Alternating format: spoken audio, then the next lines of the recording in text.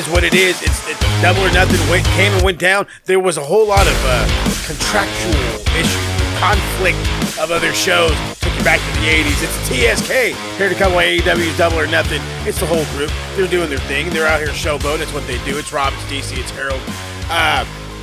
Another great AEW show.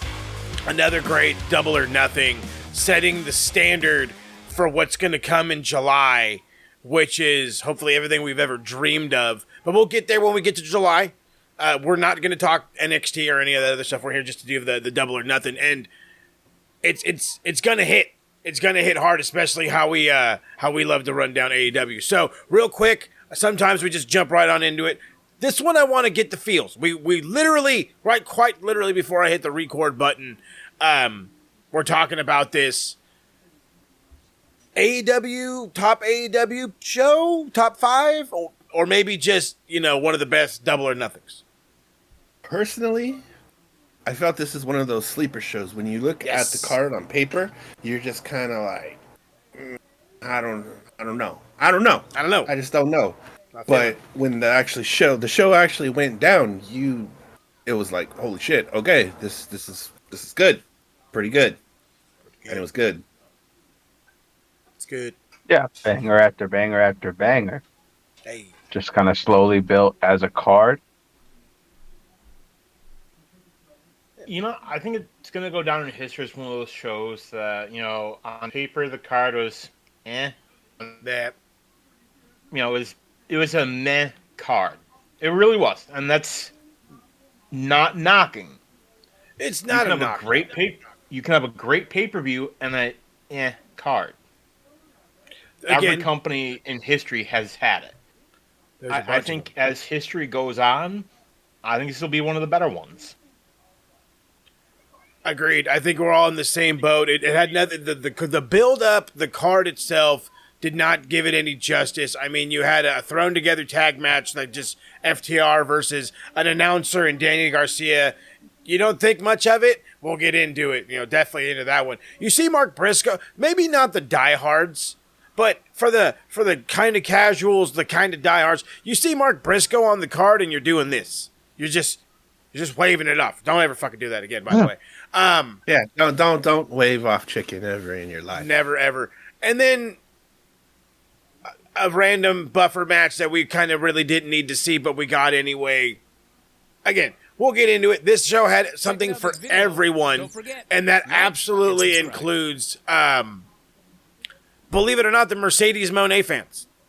Because believe it or not, and I say this all the time, maybe it's a fucking pay-per-view thing. Maybe she's like every good football team or basketball, any good sports team. They show up when it counts. And when it counted was in this opener against Jamie Hayter for the Owen Hart Foundation Cup Tournament Final. DC's, I love this. Is why I love doing this. I promise you guys. This is why he's already shaking his head. He's sweating at the fact of what's ready to come spewing out of him. And trust me, I will absolutely give him a spotlight.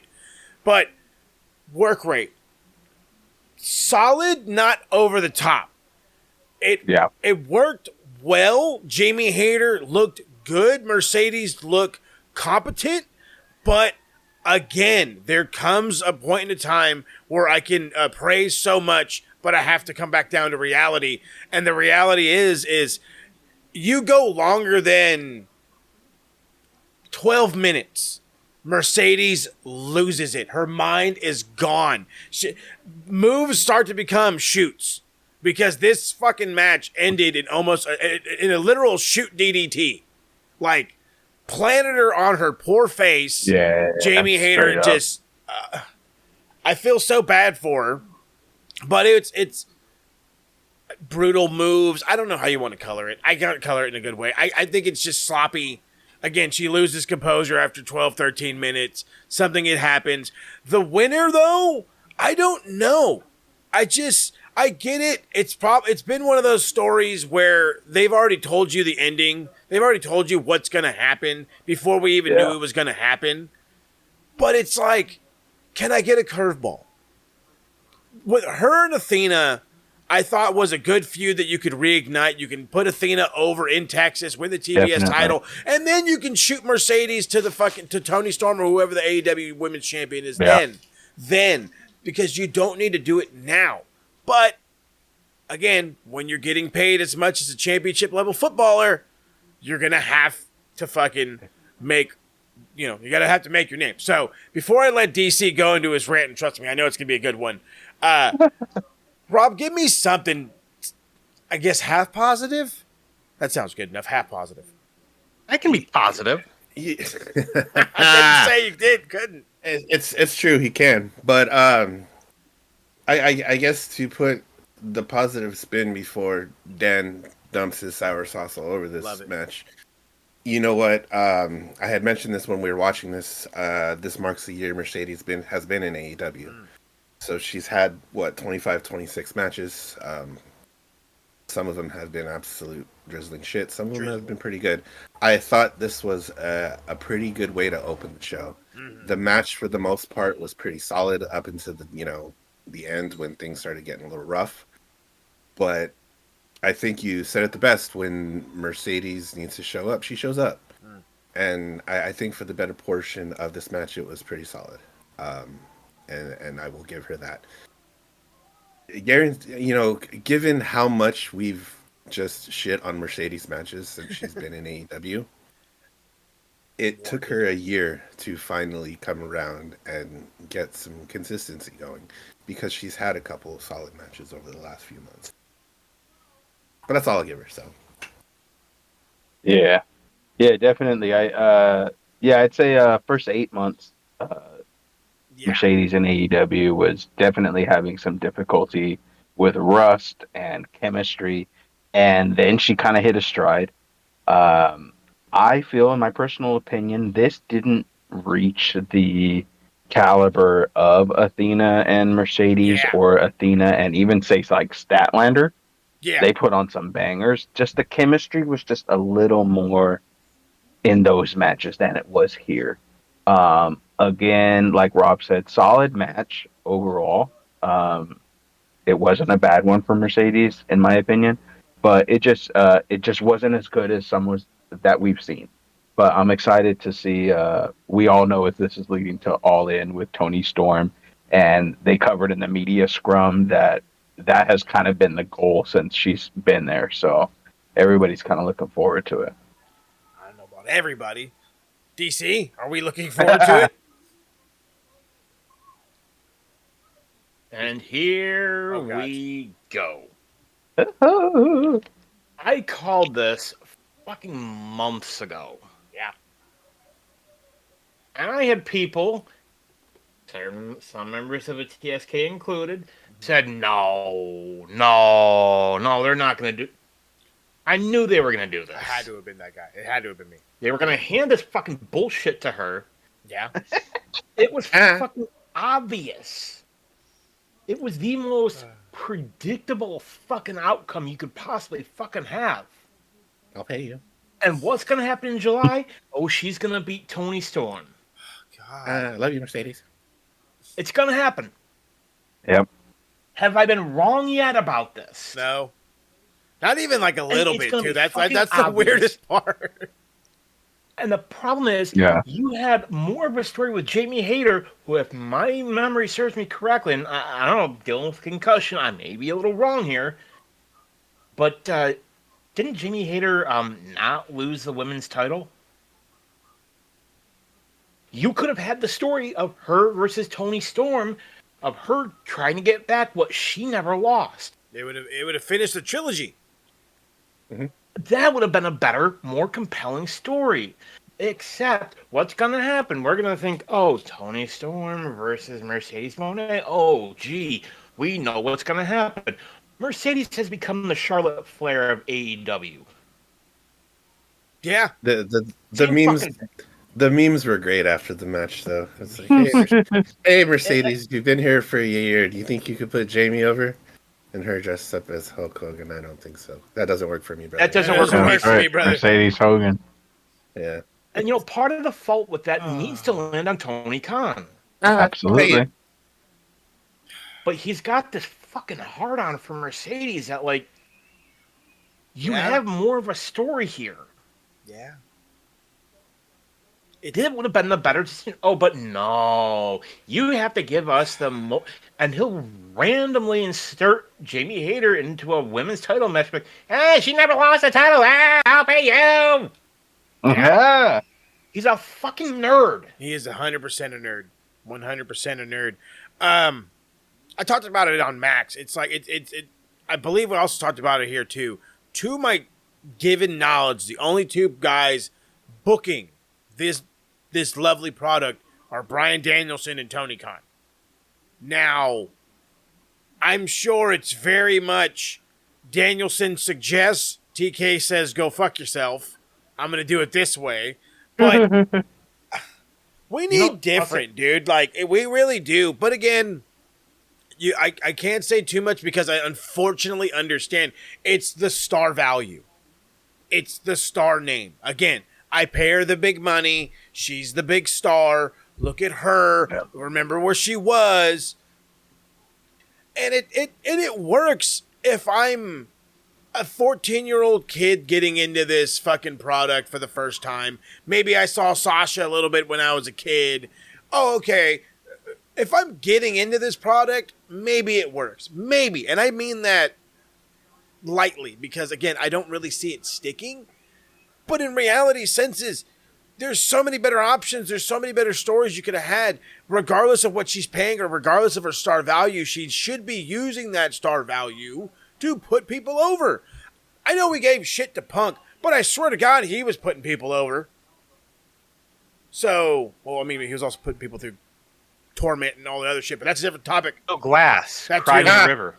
Real glass. Are we really going to put Mercedes at the same instance as Punk, though? Because Punk is a lot older than Mercedes. Mercedes ain't that far in her career yet. I don't know. I expect a little bit more professionalism. But then again, as DC stated, it could quite possibly just be pure management. It could be just pure management. Absolutely. But, I mean, that's Tony Khan's prerogative right there. And then that's, like DC said, that's where he deserves all the critique on that. There we go. Because he's ultimately gonna be the bottom line on that. The problem here, and to boil it down in the most simplest of terms, handle it. And I'll say it, Mercedes Moné, Sasha Banks, whatever you want to refer to her as, she's an incredible talent. There's no denying that. Yeah. Does she probably have some form of creative control? Probably. Yeah, but you. But at the end of the day, it took, I believe it was President Eisenhower said, the buck stops here. Hey. It's Tony Khan. At the end of the day, Tony Khan is the one. And he is what a wrestling mark, he is what happens if a wrestling mark had their own company. Absolutely. Is he really booking to what the fans want, or is he booking to what he wants? And is that any different than what Vince used to do? Hey. Results are different, yes. But Vince booked the show that he wanted. Is Tony Khan doing any different? I think the difference is Tony Khan is at least delivering in match quality, whereas Vince really wasn't. Vince used to. Used to, for sure. Will Tony Khan get to that point? I guarantee you. I'm sure. I believe that. I'm sure of it. I mean, this 6 years of Double or Nothing, if I'm not mistaken. The ultimate problem. This is the seventh one. The seventh one. There. The ultimate problem here with him, and this is the noticeable difference. That too. With AEW from then to now. Back then, AEW was the alternative to Vince McMahon. True. Now that Vince isn't there, whole lot of Vince behavior. That's for sure. The mask is off, and he's who he is.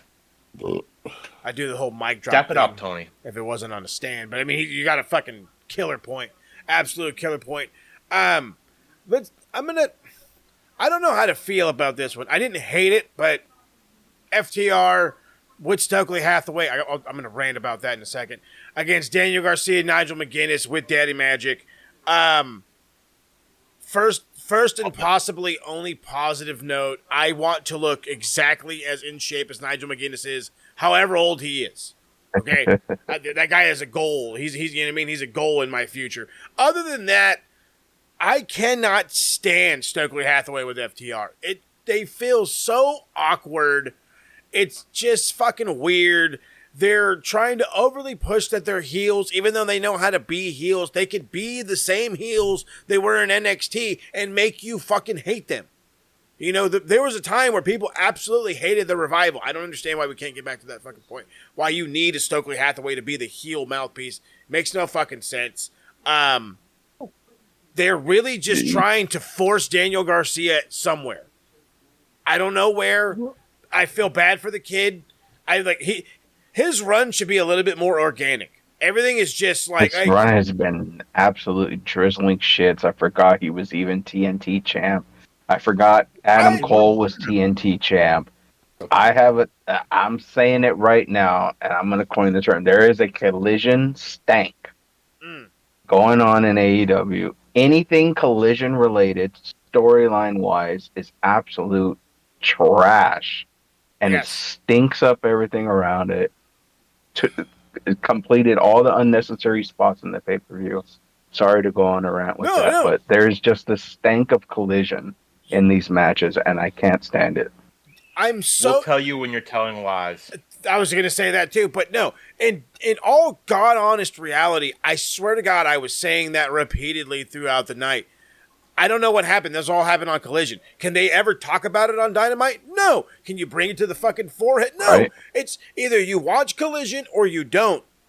And if you don't, first off, thank God, because these stories suck. I love Nigel to death. I do. But why is a commentator getting involved in a tag match? Why not attempt to use that to bring somebody back? Oh, well, I'm just a commentator. I can't... I get it's Nigel and he wants to work or whatever. Save him for matches that matter, not bullshit tag matches. If Brian's going to come back, have him wrestle Nigel then. That's the point of having these older stars. You use them in moments that really fucking matter, not this. Because this could have happened on a fucking on Dynamite, on Collision. It didn't have to happen on a fucking pay-per-view. And that would have made Collision something worth watching. I think, and I never thought about it from that perspective. I think part of the problem, and I think you boys mentioned it, with just Brian and Toni booking, I think what you need, have set writing teams. So look at what WWE is doing. You have a set writing team for Raw. You have a separate writing team for NXT. You have a separate writing team for SmackDown. You don't have one team for all of it. Tony Khan can only have so many ideas. Have separate teams for each show. I don't. And then that way, Collision, let's say you have Excalibur, Jericho, whoever, doesn't matter. You have, say, 4 guys. They get the show together, but yeah, this is good. They take it to Tony. They say, hey, Tony, this is what we got for a Collision, da-da-da-da, this, that, and the other. Tony says, okay, yeah, good, let's do this. Or, hey, instead of doing this, let's try this. What do you think? And they say, okay, yeah, we're good with it. Do that. All shows, we're talking, 4 hours for both is too much. I think that the counter argument to that is previously when AEW was putting out even worse programming, they did have more creative input. And once Tony Khan kind of took over in early 2025 and him and Danielson been booking it, Dynamite has gotten shipped up into shape real nice. Collision has definitely fallen to the wayside, but it's definitely not doing any worse, in my opinion, than it was previously when he had more people working on it. It's giving Thunder vibes. It's giving. I love. But at least we got a better Dynamite out of it. This is true. Sacrifice one product for another. Again, a match that could have simply happened during the week. there was this. I do have to talk about this one fucking spot though, where Stokely Hathaway is like waiting for Daddy Magic before he jumps into the ring. It's like this totally overly not like just look at me. We're doing a spot to fuck up the match, and it would just brought so much negative attention to the whole thing. I gave up. I didn't give a shit.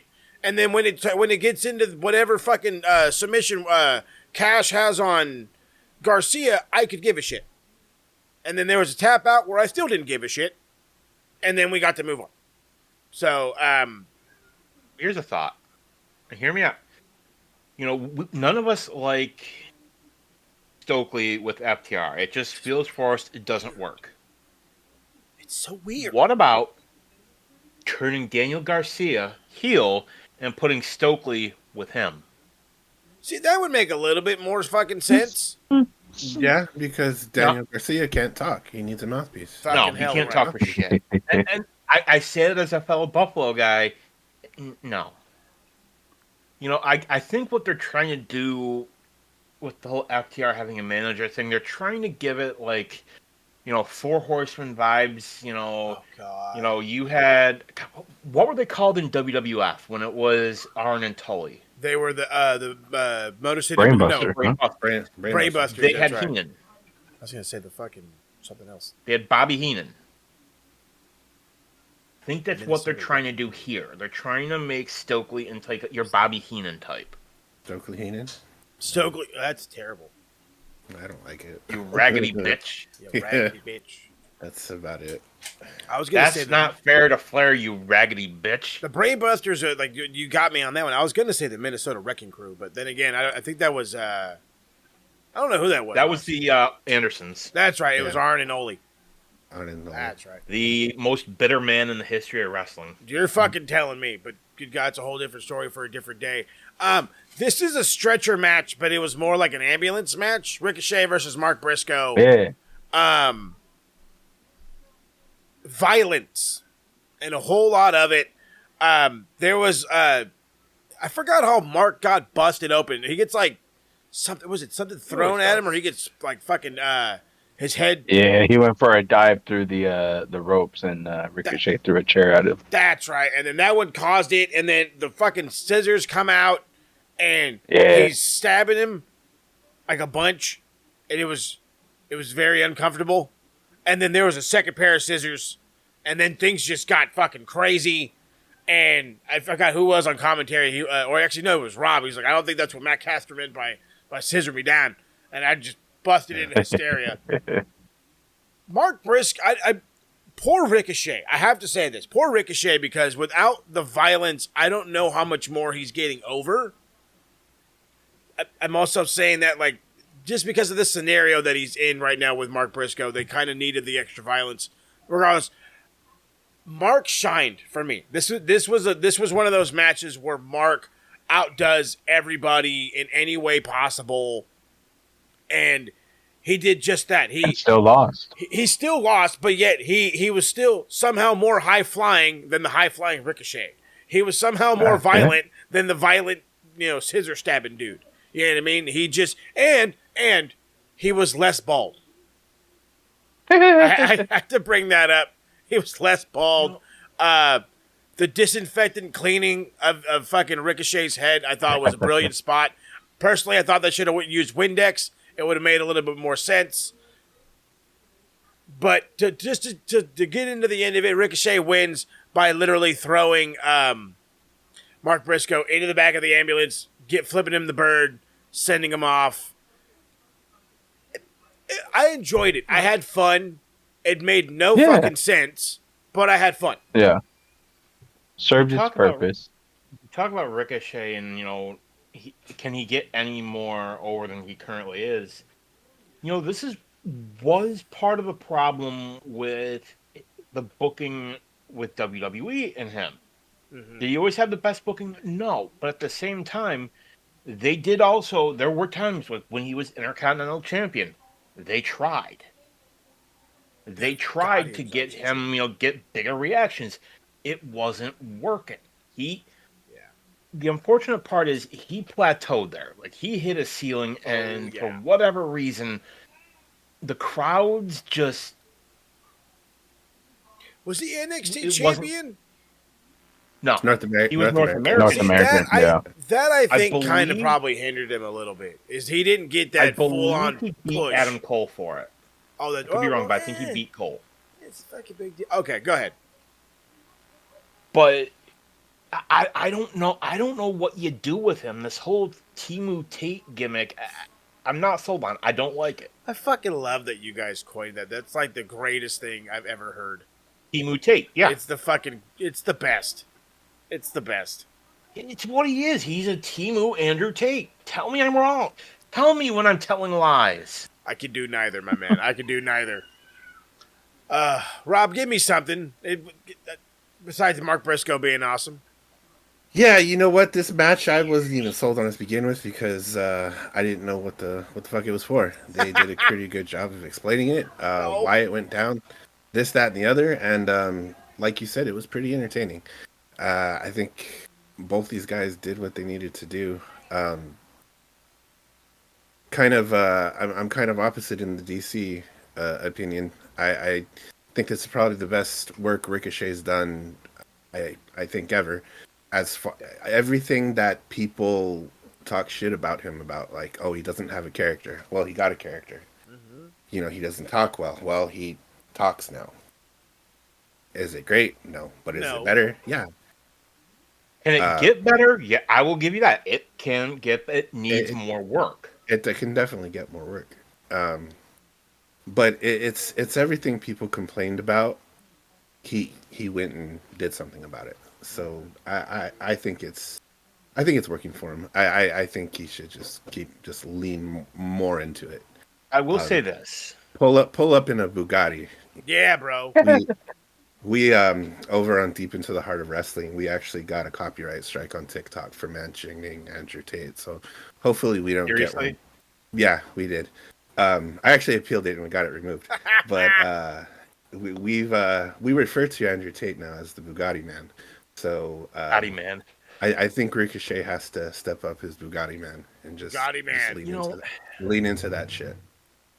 And I'll just say this, I think when you look at the Vince McMahon stink that's been on Ricochet, that doesn't wash off very quickly. No. Mm-mm. No. And I would love it if he would lay off some of the Twitter bullshit, which he hasn't done. He hasn't done that in a bit. It's been a couple days. Mm-hmm. A couple days. Leave that shit alone. You don't need to do it. Folks, it's gonna take time, but I think he can get there. Just needs a little bit more work. Give him the time. That's it though. But that's been the beautiful thing about Ricochet. At least he's evolving, whether it be as little or as big as some other people are thinking. So, but again, it's an improvement. The stink is coming off. I still think he should join the Elite. That's just me. I'm thinking you have him with the Bucks. It's a killer. It's a killer. But I wouldn't have a problem with that personally. Yeah. There we go. Then I can see it. TK, make it happen. However, don't ever put this kind of shit on my fucking pay-per-views ever again. The Hurt Syndicate against the Sons of Texas, Dustin Rhodes and Sammy Guevara. Another match that could have happened on Dynamite or Collision. Piss break. It's just the second piss break of the night. The thing that killed me about this match is the immediate fucking collusion already with the Hurt Syndicate. 1 minute, fucking MJF's trying to give Shelton Benjamin the ring, and Bobby Lashley's like, "What are you doing?" "I'm trying to help you guys fucking win." "No, we don't do that shit." But you hurt people. Okay, whatever. White chocolate, stand down. And then maybe 5 minutes later, they're on the outside. MJF's getting ready to get involved, and Bobby Lashley chews his ass again. "What are you doing? I told you not to get involved." "Okay, well, I want to help you win. I want to hurt people." "Oh, you want to hurt people? All right, cool. Well, watch this." And he spears the dude through the thing. I'm so fucking lost. And then the match just ends. Because, like, why? I mean, I get it. I don't get it. That's a lie. I can't say I get it because I don't get it. I'm I'm so lost. Do you want MJF in the Hurt Syndicate? Do you not want MJF in the Hurt Syndicate? Do you know this guy is flying around the world right now wearing the Hurt Syndicate hat, just waving at people? Fucking as giddy as can fucking be? I think there's got to be a bigger ends to the means here. It was reported. Really? It was reported Hammerstone was backstage last night. Oh yeah, baby. So nice. Just nobody else see that. What's coming? I'm still leaning. I'm still leaning on the dynasty reforming. We get Hammerstone, Holiday, and MJF against Lashley, Benjamin Shelton, and Cedric. Cedric is a free agent. Not for long. Bro, hit fast forward. Hit fast forward. Do you have anything to add before we skip this? Or whatever's left of it, I should say. He's fucking looking down in the crowd. All right, let's get into something that absolutely slapped. First off, I say it like this because, in my personal opinion, there's been like 3 or 4 really, really good quality Okada matches to Okada's actual quality. This one was one of them. Kazuchika Okada versus Speedball Mike Bailey for the Continental title. Speedball has quite literally hit the ground running with no shoes. No shoes. I fucking love this guy. Since he's got here in AEW, I've been clamoring for this kid to get here for years. I remember, we were just talking about this though, as we were watching the show. I remember watching him when he would show up, I think it was WCPW, in a gi with the fucking Star of David as big as fuck on the back of it. And everybody was just a little curious. If you knew about him, you were excited. If you didn't, you got excited fast because it was this martial arts-based guy that not only was fast and powerful, but his moves looked cool. You know what I mean? Like, it was like, who the fuck's doing this shit? This fucking guy is. Oh, I want to know more about him. And then I swear to God, he disappeared for like 3.5 years.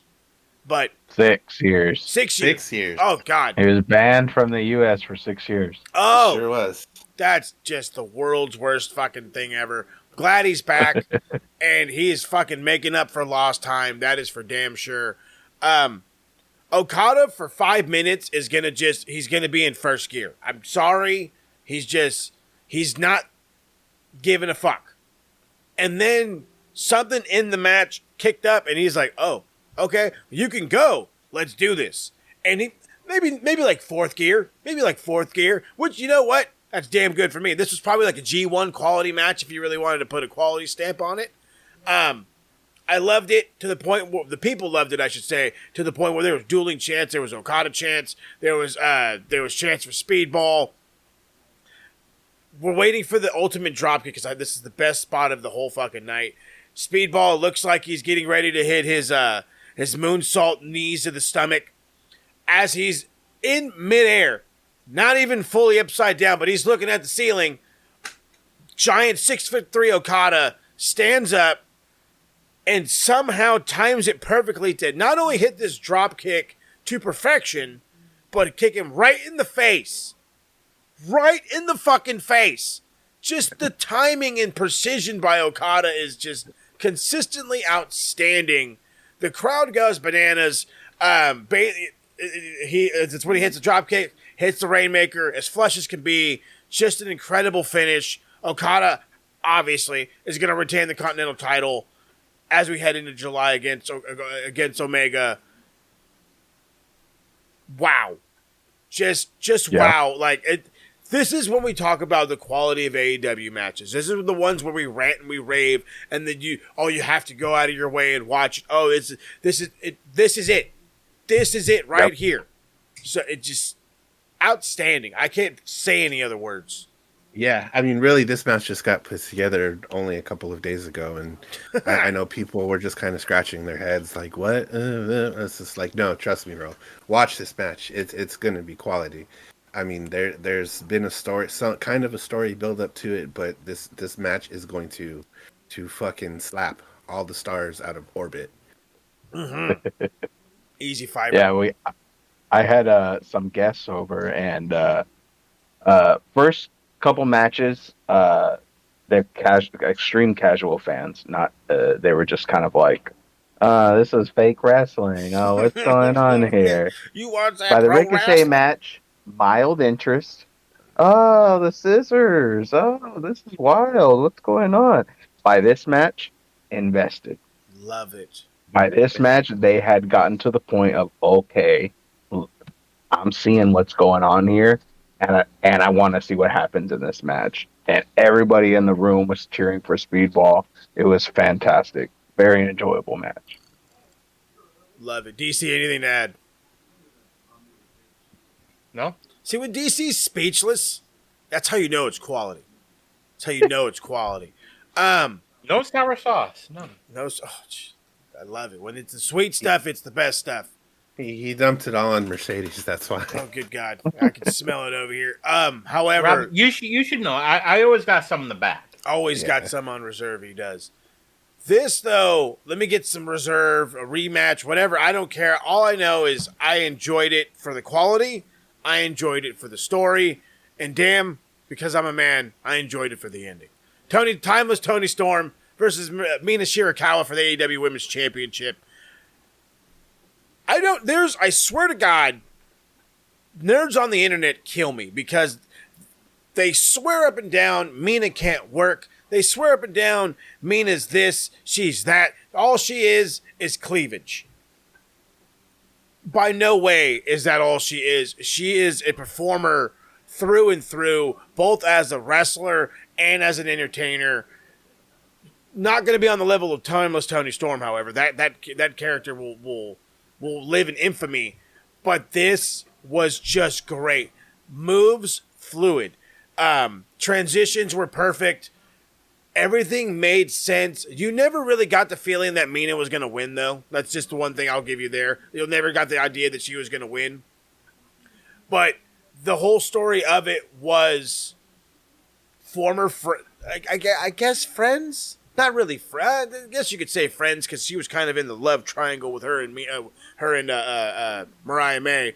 So I guess you could kind of say it like that. Friends coming to a head over the championship. And it was at the end of it, even though Toni Storm won, you know, they tried for the numerous roll-ups, or the big package, as Toni Storm likes to call it. There's a headbutt into the quick Storm Zero. Toni Storm retains. Right after the match, it's the embrace. It's the, oh, well, it's okay. It's good. You know, they're happy for each other. It's okay. No big deal. But then they stand up, and it's, I made the joke on Max doing the predictions. I was like, you know what, dude? I said, if they could just hug it out or kiss it out, I'm cool with either one. Well, they did both. Okay? They did both. Because you want to know why? Because damned your judgment. That's why. I really don't know why. All I know is it was awesome. It took me by surprise. And I don't know who's better. Like, the story was just great. Mina is just awesome. Toni Storm, I don't understand how you get better every fucking time, but she somehow does. I can tell you exactly why. Okay. It's provocative. It gets the people going. Love it. Because fuck you, that's why. There it is. There it is. Luca, bring me the meth. Fucking goddamn media scrum killed me. Oh, God. She's the best. I'm telling you, she's the best. And then I always hear these nerds on the internet, oh, wait till she goes back to WWE. No. No. Never. If you're having this much fun, are you leaving? No. No. I'm not leaving. Fucking Not Leo DiCaprio, this bitch. I ain't fucking leaving. With TKO and all that bullshit, I honestly don't think the timeless gimmick would work there. I really don't. No. And that's me being middle of the road. There are some gimmicks that will work. Like, there are some AEW stars gimmicks that would work in WWE. There are some WWE gimmicks that would work in AEW. And then vice versa, there are ones that won't work in the opposite company. Mm-hmm. And you know what? Here's the thing, folks. That's okay. Mm-hmm. That's okay. Hey, speaking of gimmicks working in WWE, has anybody seen Ricky Starks? Ricky Saints? Yeah. Is he still on TV? Yeah. He's North American champ still, ain't he? Yeah. Yeah. He's kind of being overshadowed by Joe Hendry and. Yeah, I just say there's a little focus. I can see what you're saying there. I was just curious. Again, Little focus loss. We could say that about a lot of fucking people that left AEW to go over there. I mean, like, Egon Page. That's one. Jade Cargill. That's literally my go-to is Jade. It really is, because it's like she had it all in AEW, and I fucking mean that when I say it. She had it all, and now she's a little better than hanging out in the back at catering. I mean, that's just my opinion. But I was gonna say, how do you think DMD is gonna transfer over to WWE? Because you know it's coming. That's why she's been off TV. Yep. I don't think it's gonna work. I mean, at least she can work. I don't think WWE is gonna put up with their bullshit. I was just gonna start with that. I was like, she's a lot of drama. She got that bullshit. Yeah, she's got her quality when it counts. She can wrestle when it counts. She can talk no matter what. I just don't know if she's gonna be. I hate having to do it, but that's a bigger spotlight. Okay, let's just be frank here. It's a bigger spotlight. I don't know if she's gonna hang. That's just brutal honesty. If and when it goes down, and I do mean the if part, and when more emphasized on that. This, though... To answer your question, though... Go ahead, please, before we how it's going to work. If you look at Punk. I don't want to. Look at all... And I'll be honest. Look at the bullshit he caused in AEW. Oh, it was a whole bunch. I think they let it be known to him when he came back to WWE that said, look, this is not going to fly here. No. We'll pay you. Just no, it's... pay the people. We'll, Hey, you. You gotta do the random. Play the game. You play the game. So, realistically, I think when Britt Baker does sign, and it's gonna happen. I think she'll do NXT first. It'd be wise. I think that's the ceiling. I think she'll do well. I think she'll do well in NXT. But they let her. You know, they kind of already have their Britt Baker. They have JC Jane. Yep. So, I mean, she's not doing herself any favors. I think I called this a while ago that it was probably going to happen. I said when she and Cole split up, I said one of them's going to go back. One of them's going to go to WWE. One, yeah, for sure. Just so happens it's going to be her. Now,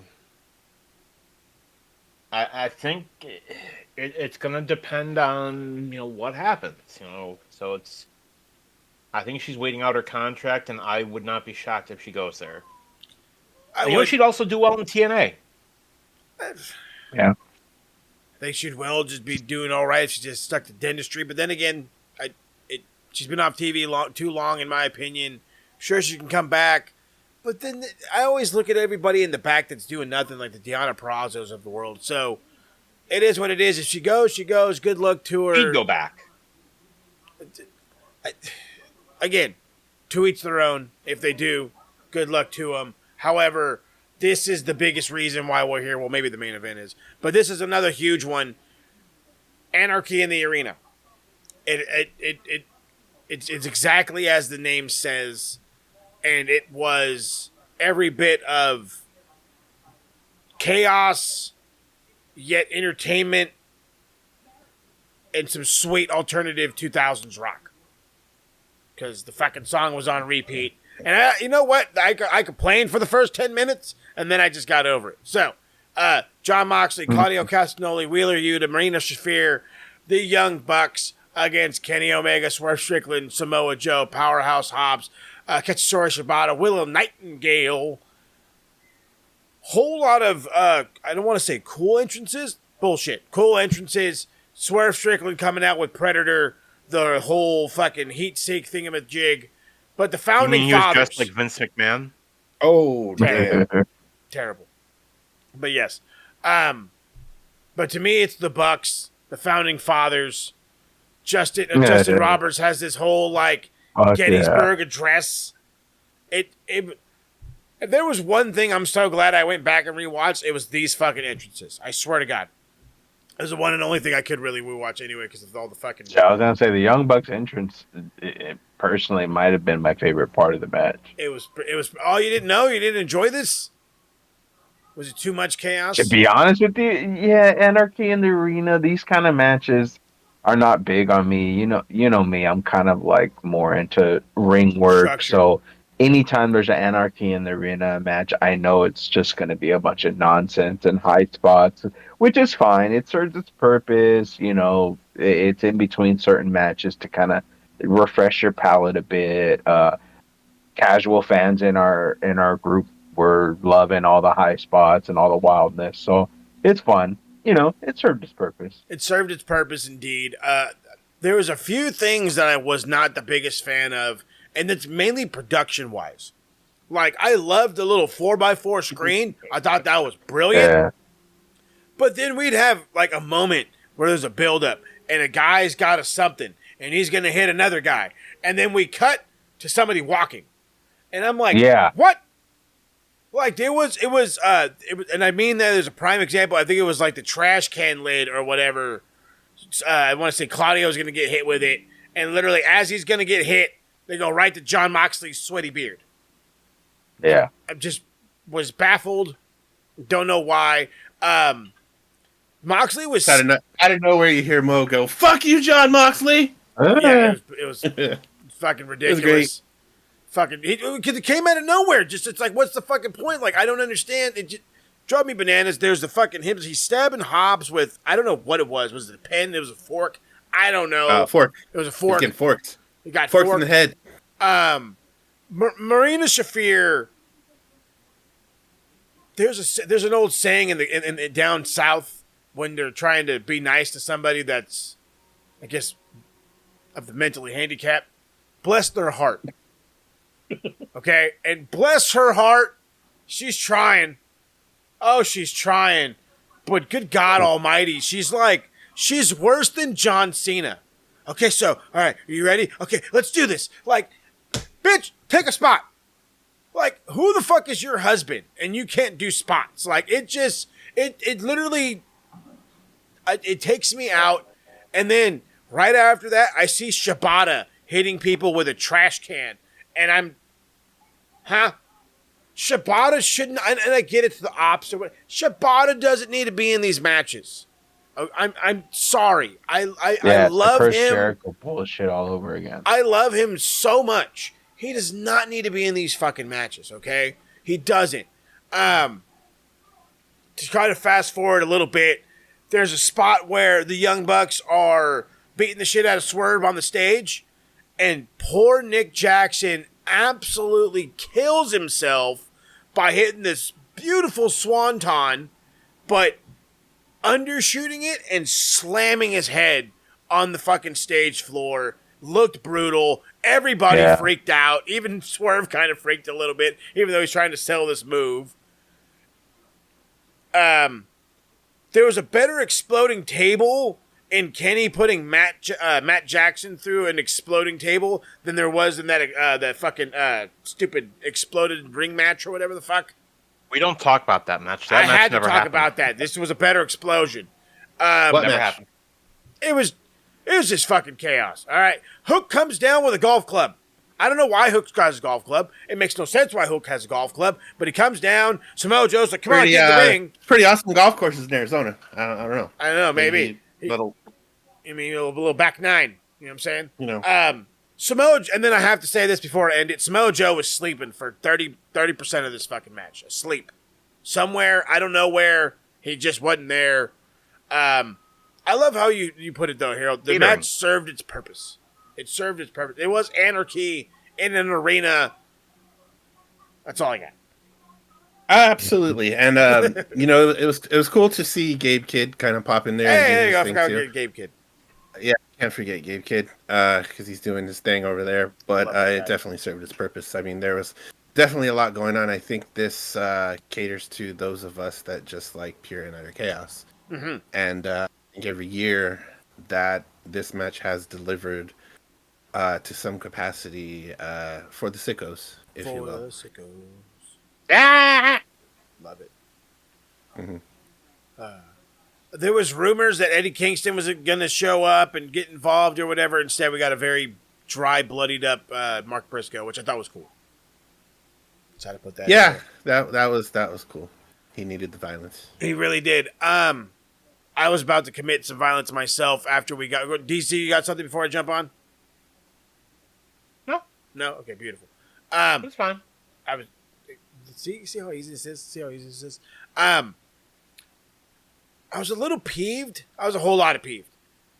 True, he was. I don't know why we got a random 6-man. This was as random as can fucking be. Third unnecessary match of the night. Like a son of a bitch. Paragon, which is Adam Cole, Roderick Strong, and Kyle O'Reilly. That's the stupidest fucking name I've ever heard. It's that collision stank all over the match. Dumbest name ever. They have CM Punk's or Randy Orton's, or I can name like 3 other superstars that have had this theme song. They've had this recycled theme. Don't ever fucking use it again. I love Kill Switch Engage. I do. Just don't fucking do it, okay? Please don't. Get fucking rid of it. I totally forgot this was the match. Against Kyle Fletcher, Konosuke Takeshita, and Josh Alexander. The biggest reason why Mo was so pissed because it's 8:45 and we've been watching wrestling for almost 4 hours. Yeah, we are fucking old. We're tired. We're tired. We want to go to bed. I DC get it's over there in the corner. But it's goddamn near midnight.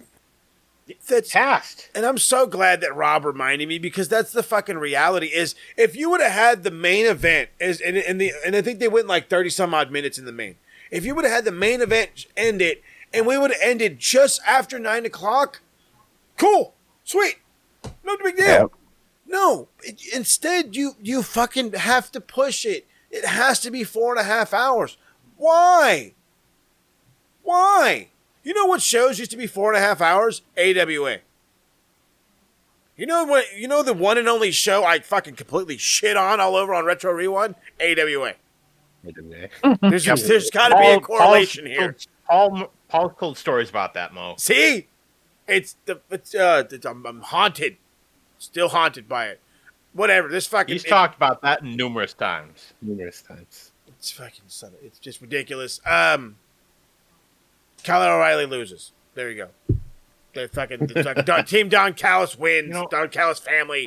Whatever the fuck, I don't give a shit. Nobody gave a shit. Yeah, it's true, and the fact that Takeshita and Fletcher were there, and Mo was still pissed about it because it's so goddamn late. Yeah, it's so late. And it doesn't mean anything. Going right now, and I couldn't hit fast forward on the remote harder. Everybody was just like, "What the fuck? Why are you too doing late? This? Too much." Dial it back, brother. I'll say this. Tell me. We didn't need that much. I'm a huge fan of Kyle O'Reilly. Have been for years. Loved him in Ring of Honor. Fun fact, the one Ring of Honor world title reign he has, who did he take it from? Adam Cole. Adam Cole, baby. At Wrestle Kingdom. I honestly feel like they are wasting him in AEW. I'd love for Bob the Fish to come back and do a Red Dragon run. Yeah, I don't think Tony's going to bring him back, though. But that's just me. And maybe Mo. So, I would absolutely love to see Kyle O'Reilly go back to NXT, go back to WWE. Because it really seemed like they were really doing something with him, and they were starting to really push him in NXT. And then the old man came in, Triple H got sick, and who knows? Maybe in an alternate universe, we got Adam Cole versus Kyle O'Reilly at WrestleMania. Hey. They had a banger of a match in NXT. So, I don't know. I don't know what the fuck they're doing. Like, why wasn't Adam Cole defending the TNT title? Semantics. It probably is on Collision. Just nobody's watching it. Nope. But why wasn't it on the pay-per-view? Because why wasn't he defending it on the pay-per-view? Because guaranteed, if we forgot he was TNT champ, TK forgot he was TNT champ. Can somebody give TK a new supplier? Like, because whoever he's getting it from now just isn't working. He's getting it straight from the source, fam. That's the problem. He just gets Save me, Tanahashi-san. Please and thank you. We don't need Tanahashi saving this one. However, this one was great. Oh my God, it was great. Will Osprey, Hangman, Adam Page for the finals of the Men's Owen Hart Foundation tournament. Winner not only wins this cool belt, sweet trophy, but they get to go on to All In Texas to take on Jon Moxley for the World Championship. And now the story, if you don't get it, is AEW needs a savior. It is the NWO. If you haven't seen this story, rewind to the WCW in 1995-96, and it's the same fucking thing. It's somebody has to stop the NWO. Fine. You have the young up-and-comer, the guy that put New Japan on his back when everybody else left that's in this fucking company. And he did it in reality with ease against the guy that was here from day one and has won it before, but has gone through this entire different journey to get back here. So it gives you this feel of shiny new toy or the guy that was here from the beginning. And I had kept saying it has to be an original. It has to be a Darby Allin, a fucking Orange Cassidy, because I'm fucking, weirdo like that. And I just think those guys should deserve a world title at some point. But in the end of the day, I personally think it has to be Hangman.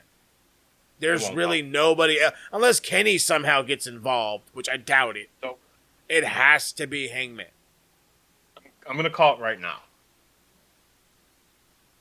Somehow, some way, whether there be some buckery, some fuckery, or whatever, Mox is going to retain.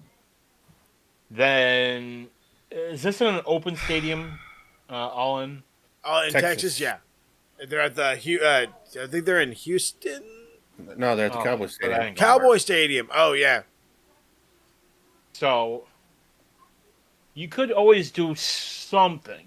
They look what they did with Undertaker and Mania. They made it work.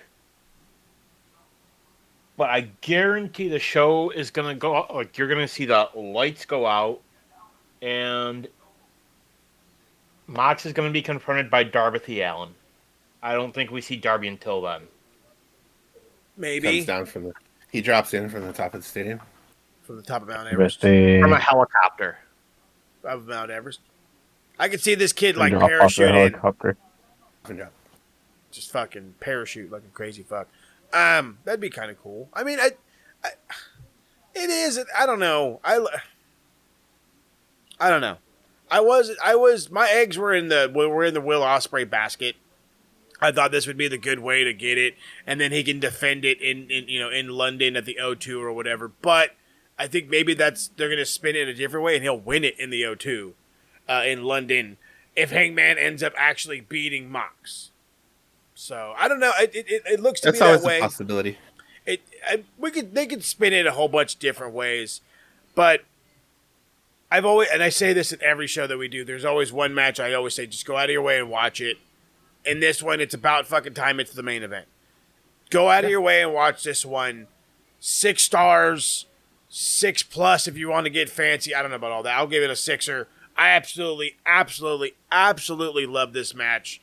Will Osprey can go with absolutely anybody, and he will bring the complete and total best out of you. And I don't remember the last time I seen this level of the best wrestling out of Hangman Adam Page. Violence and bullshittery, whatever the hell, all the fucking time. He's got it. As when it comes to in-ring work, this was that Hangman moment. And I'm looking back, I'm glad he won. I hope he finishes the story. I hope we can move on with AEW.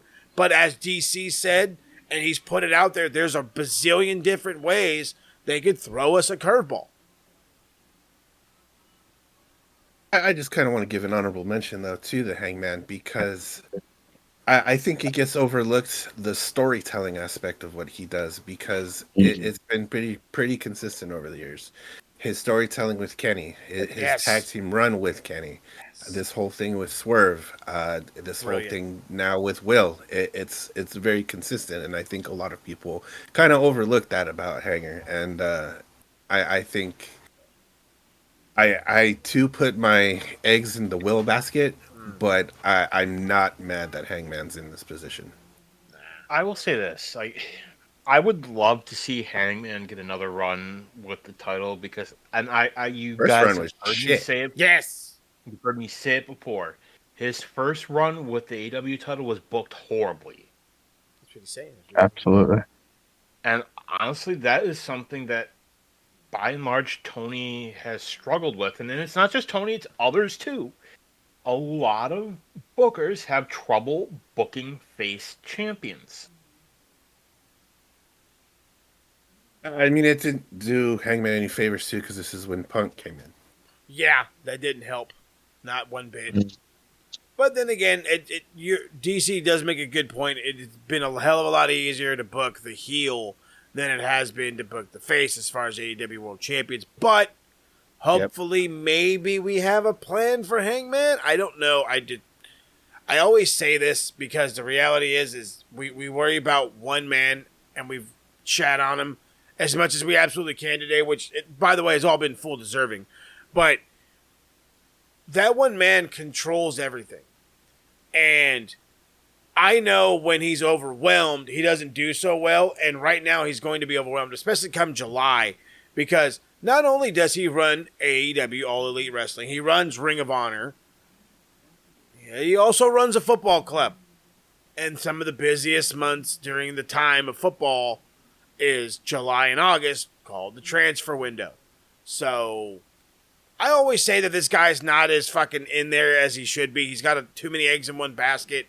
Hopefully, though, that he's got some wrestling knowledge and know that the NWO run doesn't last forever and it should fucking stop already.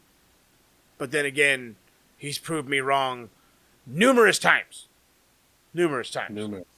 So that's it. Quality show. We'll do the thumbs up, thumbs down. Give me what you got. Total show rating. I'm going to give her a 2. I enjoyed the crap out of it. There it is. All right. I liked it. What about 2? But we already know. The sauce has been poured. All right, well, there you go. The boys enjoyed it. And the reality is it's going to be a little bit before we come back with another one. But don't trip, Tater Chip. We do have some more coming in the chamber. We have been talking about this long-awaited episode of how we, 4 crazy gentlemen, could fix AEW. And again, with such of a big gap happening between now and All in Texas, I think we need to get rolling on that one. So that's one episode I want everybody waiting and looking out for. How the TSK can fix AEW. But another thing everybody needs to be looking out for is what the boys are doing. So let's hear it. I need to know what's going on. Rob, I want to start with you because every time I turn around, it's a double prediction show. What's going down? Yes, over on Deep Into the Heart of Wrestling, we did a double predictions show. We predicted NXT Battleground, and we did Double or Nothing. We had a hell of a time predicting 2 shows at the same time. The show did go kind of long, but it's a lot of unhinged insanity that you come to know from Deep Into the Heart of Wrestling. We actually just dropped a new show today. We did a watch through of Jeff Hardy and Brock Lesnar from 2002 Backlash. The match was only 5.5 minutes or so, but there was a lot to talk about, and that's up live now over on Mike's YouTube page. Any of the Deep Into the Heart of Wrestling stuff you can find over at linktree/BlackHeartsEBD3. You got Mike's YouTube there. We got an Instagram. We got a Facebook. We got a TikTok. I don't know how much longer because we keep getting copyright strikes. Thanks, Andrew Tate. Damn it, We're not on the Twitter anymore. Fuck you, Elon. We got a Blue Sky, so we're gonna try the Blue Sky and see what we do there. If you like what you see here, and we hope that you do, because we do have a lot of fun making these episodes. We do. We actually have social media platforms you can follow too. So linktree/KITW. TSK1, we'll link it in the description. That way you can go follow us on all the platforms. That way you do not miss a second with the boys. If you want to follow me over on the social medias, linktree/Hey, I'm Rob. We're getting back into some musical things. Yes. I've got some guitar covers coming up. I got 2 more coming up this week. Don't know what they're going to be quite just yet, but I just released 2. I did a Killswitch Engage song, not Roderick Strong's entrance, but I did do one, and a Daniel Caesar song. 2 songs completely opposite of each other, but nonetheless still very quality work. So go over there and check that out on my social media. Hey, he's Rob. Harold, what's the haps, big dog? We did the San Diego trip, and I've seen some other ones, but what's going down? What's in the chamber for the two Sweet Click Adventures? You know what? We got a real special one that's coming up. There was a restaurant right off of Route 66, the famous Route 66, called the Magic Lamp Inn. Dating back to 1955. It was actually closed during the pandemic, and a lot of people thought it would never open again. Lo and behold, 2025, it has reopened. The TSK was able to go, take a visit, check out all the old school steakhouse vibes that this place provides. Total Frank Sinatra vibe going on there. I love that. Great steak, lobster. We had the charcuterie board. We had the bow ties going. It was fancy. So come check it out. The 2 Sweet Click Adventures. If you like food, travel, anywhere in Los Angeles, Orange County, Santa Barbara, California, San Diego, as Mo mentioned. We're all over the place. Check us out. 2 Sweet Click Adventures, YouTube and Instagram, Facebook as well. They get fancy with it. DC, what's the haps? The pundit happening. I know you're doing a lot of stuff with Big Mike too. Big Mike handles a lot of other people's things, and we're appreciative of Big Mike. So what's going down with you?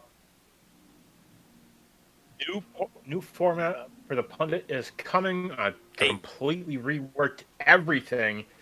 Scrap the old format, doing something brand new.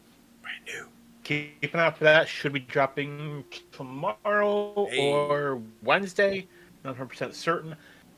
Mike and I should be recording hopefully sometime this week. We are going to be discussing the life and times of the suicidal, homicidal, genocidal, death-defying Sab. Nice.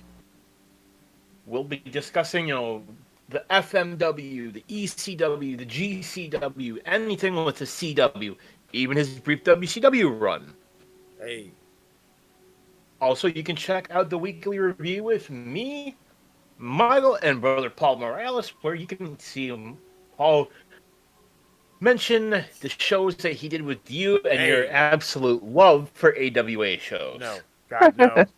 Cannot stand him. But no, I appreciate that, and I'll use that as a perfect segue. The old school retro rewinds, something that we need to be bringing back. And you know what? When the TSK gets their channel running, which, believe it or not, it's going to be sooner rather than you think, I'm going to try to get those back up on there. So at least we have something from the archives. Definitely going to have a bunch of TSK. Going to throw some retro rewind. One day I'm going to bring it back. I swear to you, it's more work than sometimes worth. But one day we'll bring it back. Maybe we'll do old school pay-per-views again. Maybe just do it the fun way.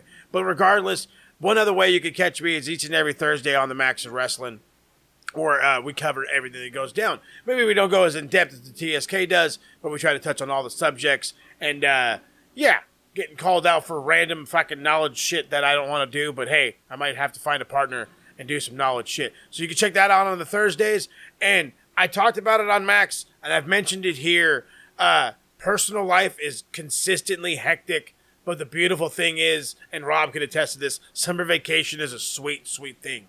So I've got about 2 months and then an extremely shortened college schedule after this. So the the volume of videos that should be coming out for the TSK is going to ramp up. I say it now, I say it here. We're going to figure out a schedule, and we're going to try to bring you a whole hell of a lot more content. And then as you can see from all the stuff behind me, there's going to be some other stuff coming too. So you have to get a hold of us now. You have to make sure that you're subscribed and followed not only to the boys, but to right here on the Max Wrestling, and soon enough, the Too Sweet Clean. So we will catch y'all on the next one, which again, it could be as simple as TSK fixing AEW. So wait for that one. Pins and needles you'll have to do. And for now, we bid you adieu. Too Sweet boys, and let's get on up out of here. Legends of the ring from the days of old. DC wraps it up. That's so true. Breaking down a few fans that do. From WWE to AEW fame, TS got the podcast. That's a wrap. Game. So sit back, relax, kick it with the TSK. We're the voice of the ring, paving our own way. With these beats dropping heavy, the crowds are loud. From the West Coast vibe, a true champion is thrive. On this wild ride, TSK on the mic for the best in pride ride. In the spotlight shining bright, watch us steal the show. Let that make us debate. Then to our moment, we won't hesitate.